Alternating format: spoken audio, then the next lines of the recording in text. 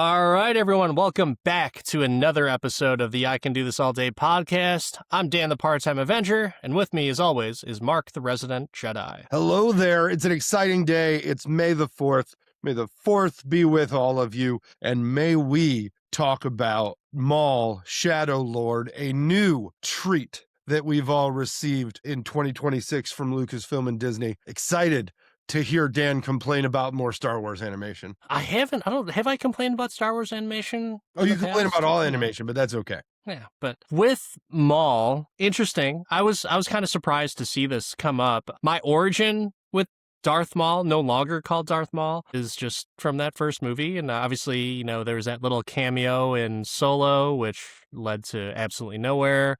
And there was something else that I did see, like a few clips of him in Rebels, I think. He was facing Kenobi. I think maybe that was it.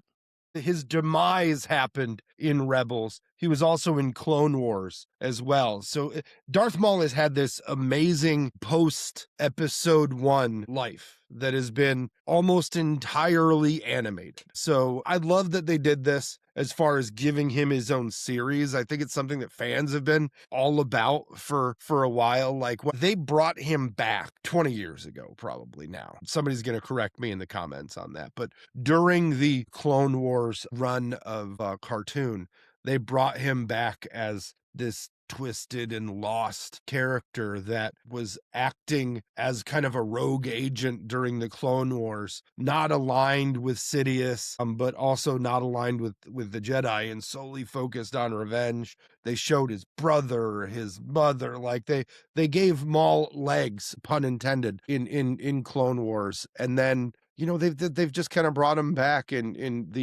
any animation that's got some Jedi in it. He's been a great counterpoint character for somebody that has not seen the screen since Solo, and that was just a cameo. And they did explain why there, as part of the Clone Wars and the post Clone Wars, and this why Maul was running in Black Sun, I think it was Black Sun. It was a syndicate at that point. But either way, the time frame for this show is post Clone Wars, I believe pre-Solo.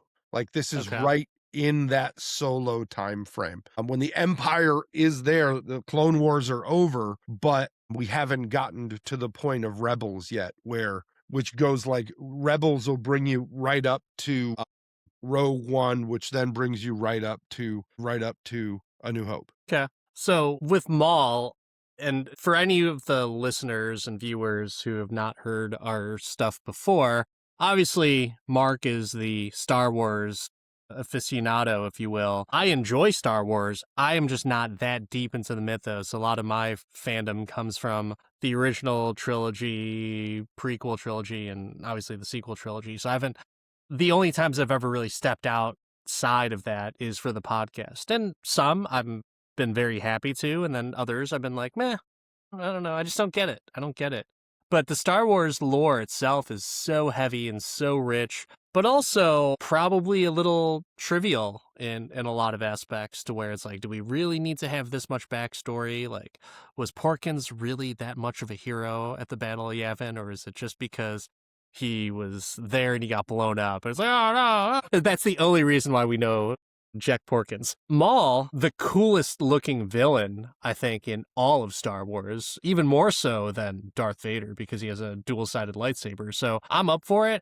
Going into it, I had no idea where this was going, because I didn't watch any of the Clone Wars or Rebels. I may have caught like an episode here or there, but nothing that I decided to continue to watch. So I'd be curious to hear your version of the plot of this, because I'll be honest with you, we're reviewing the first 2 episodes of Maul for our May the 4th episode, and it'll be interesting. It'll be either maddening for the Star Wars fans because you're going to have to listen to me talk about it, or it'll be maddening for you because, like, oh my God, what's all this Star Wars talk about coming from Mark? So I don't know. Stick around. You'll enjoy it. So I want to preface by saying that we're doing the first 2 episodes because we feel like the last 2 episodes that come out today on May the 4th, on the drop date of our podcast, some people wait until the end to really enjoy it and chew the taffy on it and watch the whole thing. And for once, we're going to have a low impact spoilers episode. So the low impact plot redux on this is Maul reemerges and starts to build back his power. Is that really what it is? Is that all that it is? So I think that all of Star Wars is a balance of power, the light, the dark, the good, the bad, and the individual players that rise and fall within it. And the great part, I think, about the mythos and the layers that have become the Star Wars universe is a lot of people, the people who've watched the movies, see the outside layer, right?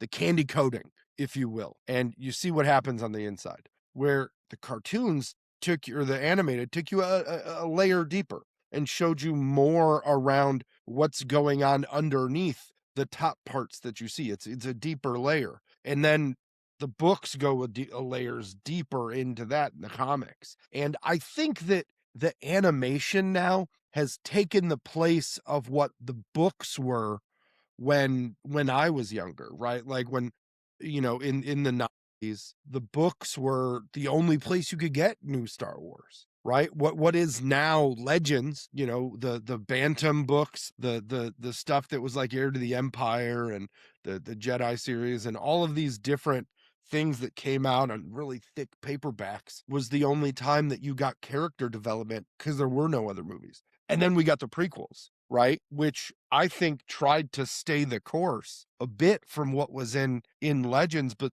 Legends was mostly done as follow-on to the original trilogy.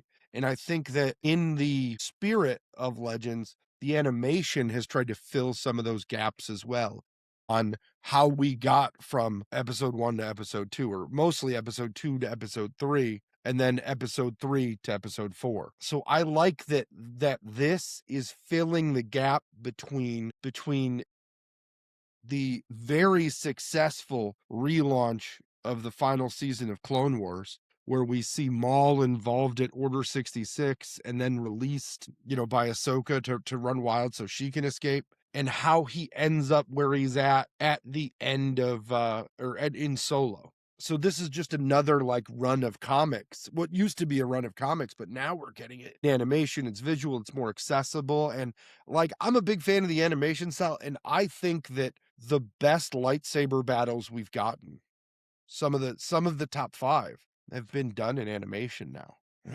I mean, I would expect that to be the case, right? You can do a whole lot more in those than you can in real life, depending on the skill of the actors or stuntmen. So I'm not completely turned off by that notion, but at the same time, like, I feel like Star Wars is, and I was thinking about this when you were talking, there has been nothing else in the inception of movies that has had such an impact like Star Wars, to where people will write series of books about it. I could be wrong, but I don't think there's anything else with as much. Like Star Trek has a similar giant catalog of fan Does it really? fiction. Yeah. There's a lot, and it's. I think that most of the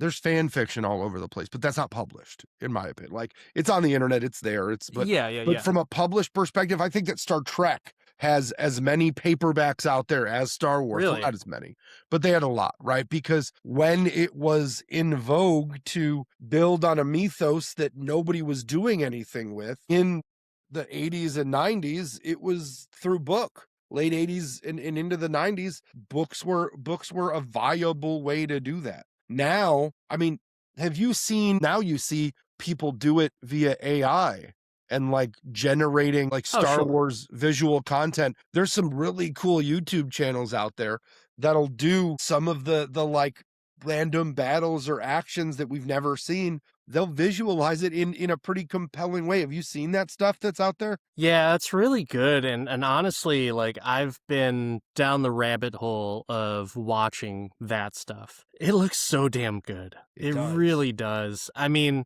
I understand that, like, this can potentially harm and hurt actors, artists, VFX people, all that stuff. I totally get it. But from the entertainment factor, pretty damn cool that you can just wish something up and there you go. You got it. The only other thing that I've seen that would even come close to rivaling this, and it is really good, is like those made up not made up. They do really good production for it, but it's like fan battles. Like there's Wolverine versus the Mhm. Predator, Batman versus the Predator, Wolverine versus Wonder Woman. There's so many of them. I think there's like a Master Chief versus Captain America, and they do a really good job. In case you haven't seen any of those, is it Bat in the Sun? I think that's what it is. I can't remember, but a really good page, and they have a lot of different one-on-ones. And think when it comes to overall, whether it's AI, fan fiction, anything like that, science fiction is where it's at because there's so many of us that just don't know as to what is really true, what exactly exists out there. I'm actually watching, I can't say I'm rewatching X-Files because I never watched it to begin with, but Mhm. I'm watching X-Files with my wife, and we're on like season 2, and it's fucking solid. It still holds up, but it was just a very interesting thing. Science fiction, interesting. So interesting. Or maybe it's fact. Who knows what it is? I really do enjoy sci-fi as a category. My challenge with some of the stuff that's out there that's non no, I'm not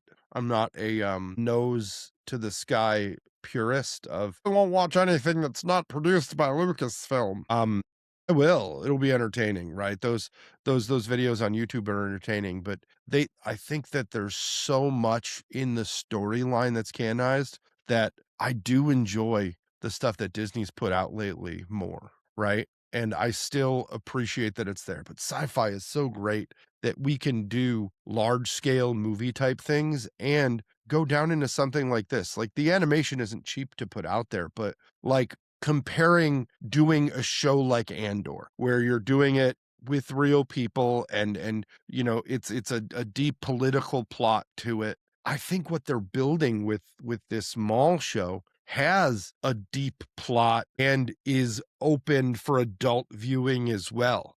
Like we watched 2 episodes of this and there's like cop drama to it. There's good versus evil. There's a Godfather-esque fights of the families, like the different syndicates coming together. Like there's a lot of complex, non-cartoony plot lines to this that I think are gonna lead to a good way. And sci-fi is one of the only places you get that. With the just richness of this. So here's my journey as I'm watching these first 2 episodes. And I will say journey because I felt like I had to go to the ends of the earth to try and comprehend what was going on. So at this point, me being average Star Wars fan and not really going into all the other stuff, am I missing something just by seeing like all these things taking place right at the beginning? Because I feel like I'm lost. I feel like they just dropped me in, but it's something where it's like I just don't know who these other people are, why they're fighting, and why is this happening right now? And why is Maul fighting other criminals? Like why don't they just show him mad respect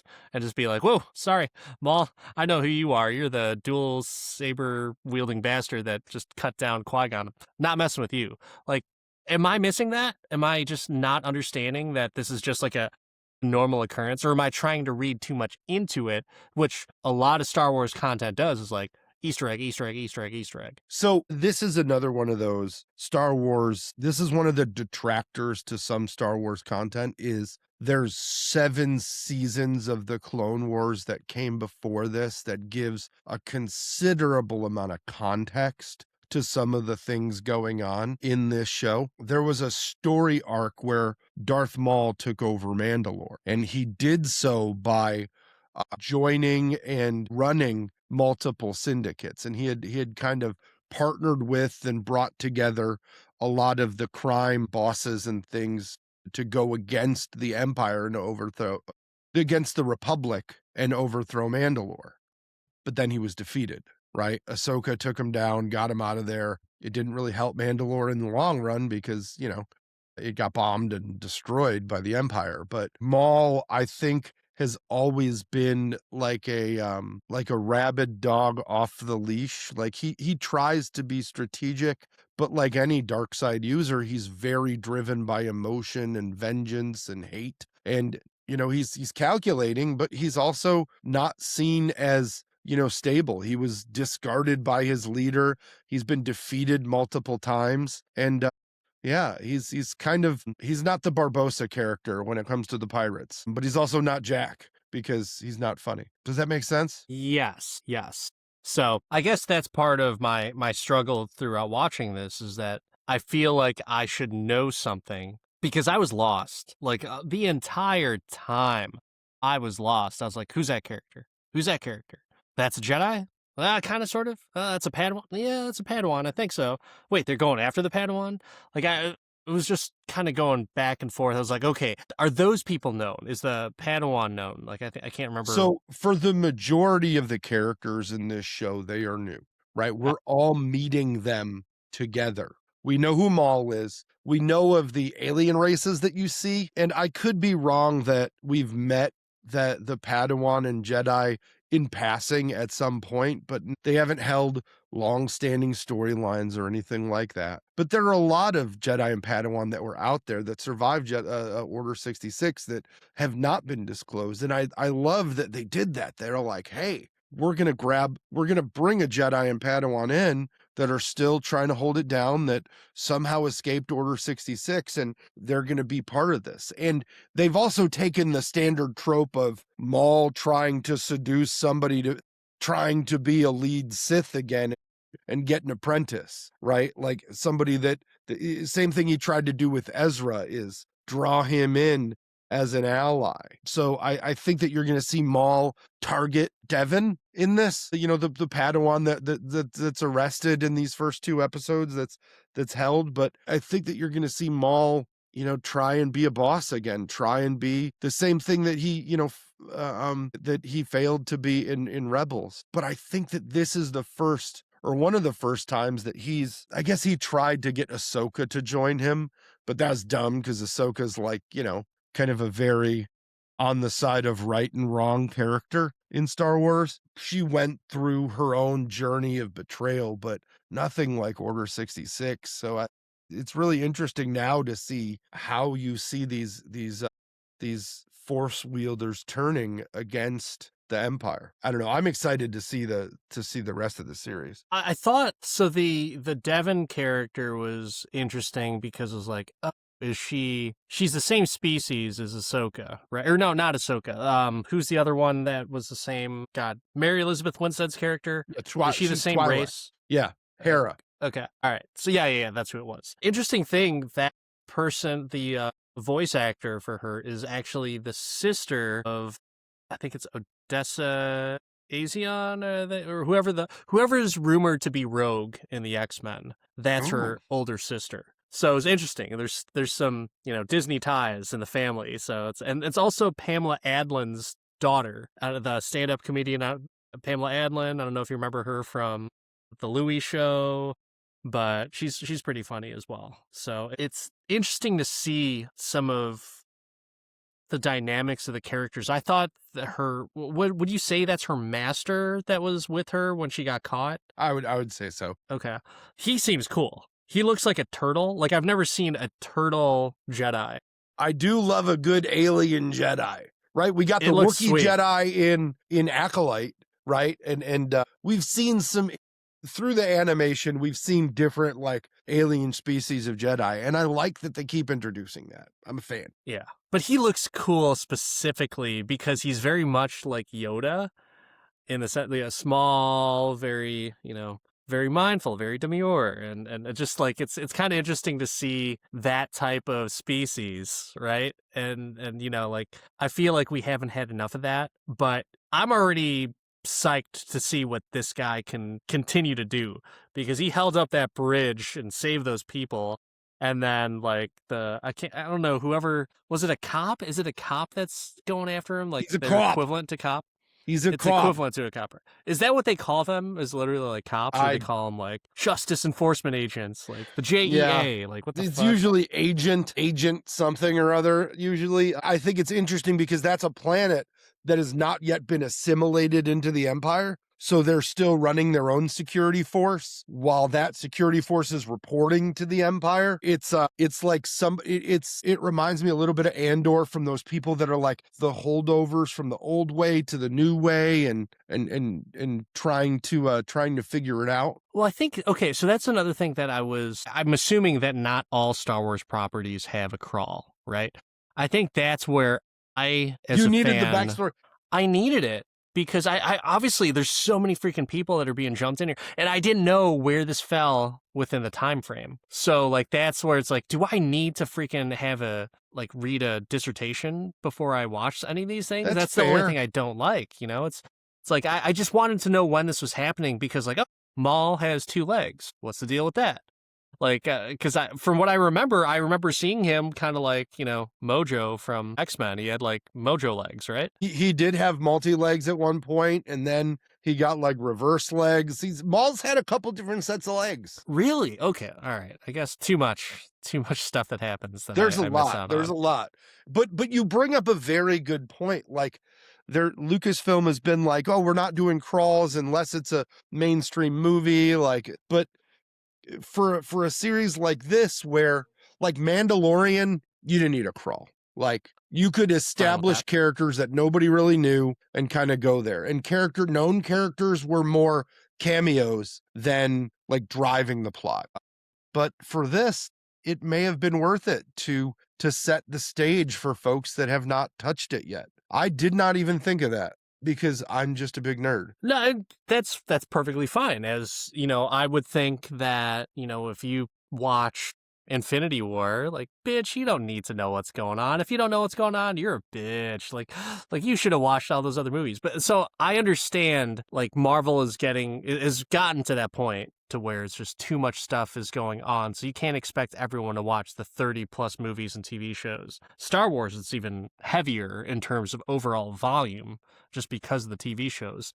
So that's the only thing I would say that Martha me is the fact that like I don't know what day is it, what year is it, I don't know what's going on. Like that was my Martha moment, just because I was trying to figure out where and when this was taking place, and that way I could put it on that timeline. And I feel like it's virtually impossible to really know without Googling, Wikipediaing, like, or asking, Wikipediaing. Yeah. yeah, like asking AI, like, when does this take place? Because I'm lost. Because that's exactly what I was thinking. And it's like, I'm not going to do it. I'm going to just consume the media without any Googling or chat GPTing. And I still didn't know when this was taking place. I did not know until you told me. That's very fair. I think that the thing that I'm very interested in is, and it's been renewed for a second season already.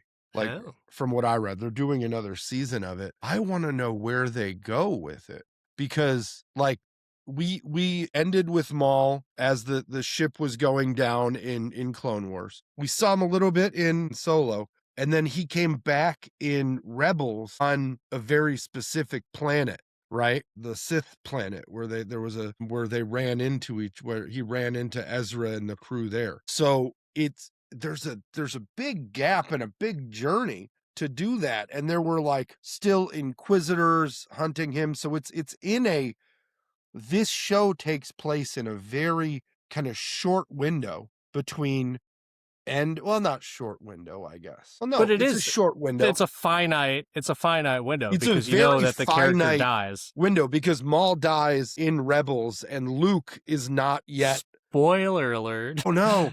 So this takes place in like a 10-year window between the end of Clone Wars and the demise of Maul in Rebels. So there's taffy to pull there, but we catch up to Maul at a certain point too. So it's really interesting. I want to see where they go with this, to how he gets from where he's at to marooned where he was in Rebels. And that's For the other thing about clarification, it. What? Clarification, when does Rebels take place? Is that between 3 and 4? Yes. Okay. Mostly So leading up to 4. Maul's been like hanging around for a long time then. Like, yeah, 'cause, Maul's been an ever present character. I'm really interested to see kind of where they go with this and what they do in the underlying, because I don't know how much this can affect a lot of the mainline Star Wars characters that exist. I haven't looked into the cast or the characters that they've put in so far, knowing that the finale airs now at the release of this episode. But in anticipation, I'm excited, but also like we haven't gotten a lot of Star Wars where we don't know what's going to happen to the characters towards the end, right? Like, so I'm excited about how or what they fill it in with. I trust Filoni and the animation team at Lucas to put out something awesome. Because even like Bad Batch, which was like totally out there, was good. So from a Star Wars fan perspective, I'm stoked to finish watching through this. I think that there's, in the first few episodes, there's some deep cut characters that, like, I've had, I don't want to call it visions because that's a bit of an over pun, but like there's a Twi'lek Sith from the comics and from the books. I'm like, does he turn another Twi'lek Sith? Are we gonna get a baddie that there was Darth Talon who had very similar like tattooage to Maul. I'm like, does he get an apprentice? Like, where does this go? The last time he got his apprentice, it was his brother and he got killed. So it's a very interesting like premise for this show. And the battles so far, the action has been good for me. I'm curious, though you had no idea where the plot was starting or ending, how did you feel about the battling? Solid, very solid, especially from an animation perspective. I thought it was fun. I don't have any complaints about it whatsoever. Like I said, the only gripe that I really have is just I was still kind of out of it because, like, so who are they? Aren't they bad guys too? Are they all just bad guys? Are they all just trying to have a bad guy battle royale right now? Like, I was struggling with it, and I didn't even know, like, oh, the good guys, those are good guys, because it feels like they're not. Like, it doesn't seem like they're that great, and so I was just like, I don't know who these people are. And maybe I'm just like completely stupid. Maybe like someone else, like if my son went up and watched it right now, maybe he knows like, oh, well, that's obviously a bad guy. That's a good guy. I don't know. Maybe I'm just become so jaded in my viewing of media that like, you think that's the bad guy. But really, he's not that bad of a guy. He's an anti-hero, or vice versa. It's like, he's fine. But no, that guy's a scumbag because he's like, he's in the whole system with the man, like, I don't know. I can't put a finger on who am I supposed to be rooting for in this show. And that's where I think there's a little bit of a problem is like, I just don't like everyone loves Maul and people love Sam Witwer, like that super, super excited that he's back as Maul. So it's like, okay, well, cool. That's great. But at the same time, like I don't have that same history with him. I still think he's cool. What about these other people? And who really should I be rooting for? Should I be rooting for the bad guy? Question to you. I really don't know. I don't know. The real question in this is you're getting to it. Who's the bad guy?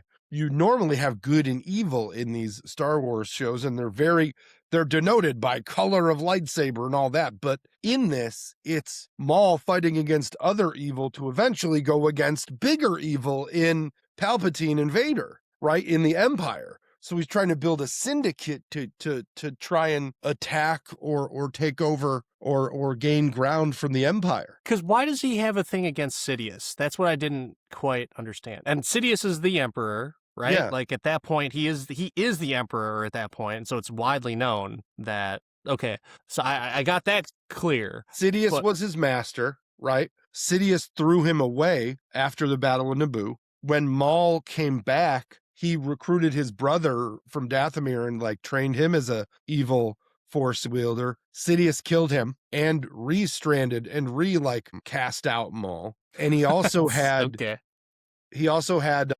Count Dooku slaughter the rest of the Dathomirian Night Sisters who were like his mother, right? Mother Talzin. So everybody that had supported Maul through his life was killed as a direct result of Sidious. So he's got a lot of hate for that person. They could have put that. He talked about that. That was part of the voiceover. They killed my brother. They killed my mother. See, that's I heard it, but it didn't connect because like obviously I didn't. So it's like, okay, I think he said that.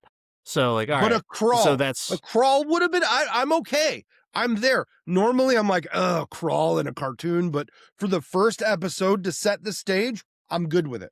Or have Maul do his own. Sam Witwer do his voiceover as to what happened. I bet you're wondering how I got here right now. Well, let me tell you, it's like, one of those stupid ass memes. But at the same time, like, I could have benefited from it. I don't know. Anyone else, viewers, listeners, anyone else could benefit from that? All the Star Wars fans are going to hate you. Don't overuse our crawl. It's our crawl.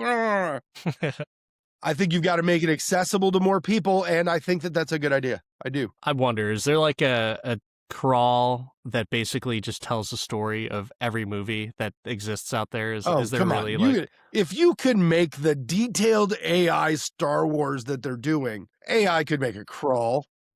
That's true. Why am I even asking that? It's almost like we're at a weird time in our lives right now to where it's like, you dumbass, why are you asking a question? Just fucking Google it. Dude. Now it's just like, hey, I wish that this was out there. Like, no, just make it. Just make it. Tell someone to make it and it'll be done. You're not wrong. But yeah, I'm having a good time while watching this.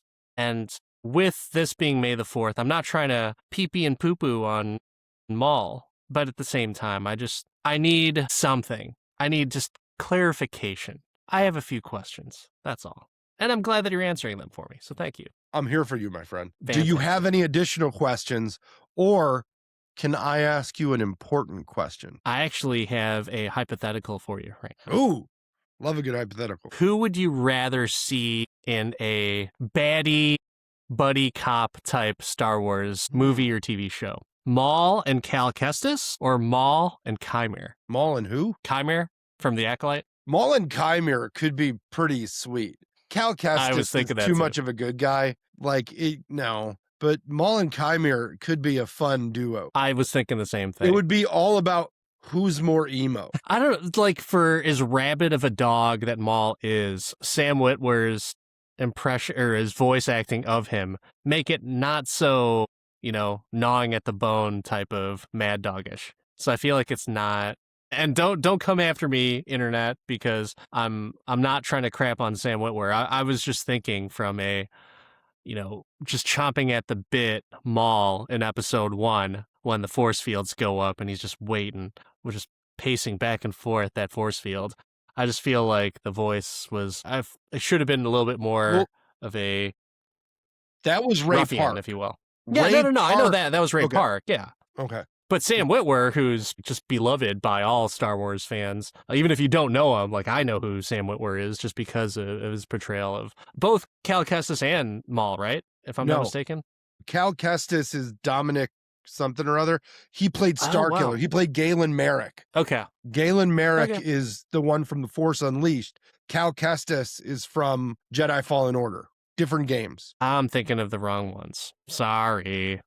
Wow. Okay, so let me ask that question. Though Maul and Galen Merrick could be a fun one. Though Galen Merrick's still too much of a good guy. Wow, sorry if I got those two confused. So two completely different people. So it's okay. My bad. It's okay. Bad. It's like confusing Barry Keogh and Ezra, right? It happens. All right. Well, yeah, I don't know. There's really no other questions that I have on anything. The only thing that Martha you was the crawl, right? Or the lack of. Yeah, I didn't. I had time deprivation. And that's the worst thing that you can have. When you don't know what time it is, that's the worst thing. You don't know, should I be eating breakfast right now? Or should I be going to sleep? Same thing with this. I didn't know if. So wait, should I expect a Jedi or the Republic coming in, or is this still during the time of the Empire? I heard them say Empire plenty of times, so I was like, okay, they're still in play. But what time frame of that Empire is it going to be? So I just didn't know. Maybe I'm just asking too much. I don't know. Maybe I've missed too much and I'm asking too much. See, I think that your perspective on this is good because the rabid Star Wars fan is going to intake this regardless. But looking at it from a perspective of somebody who maybe this would be their first foray into animation from Star Wars. Maybe they've watched. Good luck with that. Well, maybe they've watched some of the Visions or some of the Tales ones that are shorter hits. And they're like, oh man, Clone Wars is a big commitment. Rebels is a big commitment. This is new. I can get into this. Maybe they turned on Disney Plus and they really love Darth Maul. And they're like, I can watch it. This looks cool. It does make it a little inaccessible because it doesn't truly ground you where, but does it need to? Yeah. Probably. Depending on who you're making it for. If you're making it for the fans, yeah, you don't need all the exposition, right? I don't need to hear about Captain America taking the serum. Like, I don't need to hear it. I know how he got to be a badass. But yeah, for Star Wars, because I'm not that ingrained in it, it's tough for me. And I want to like it. And it's not that I'm having a bad time watching it. It's just I'm lost in the beautiful chaos that's happening. So I'm going to alter our question, right?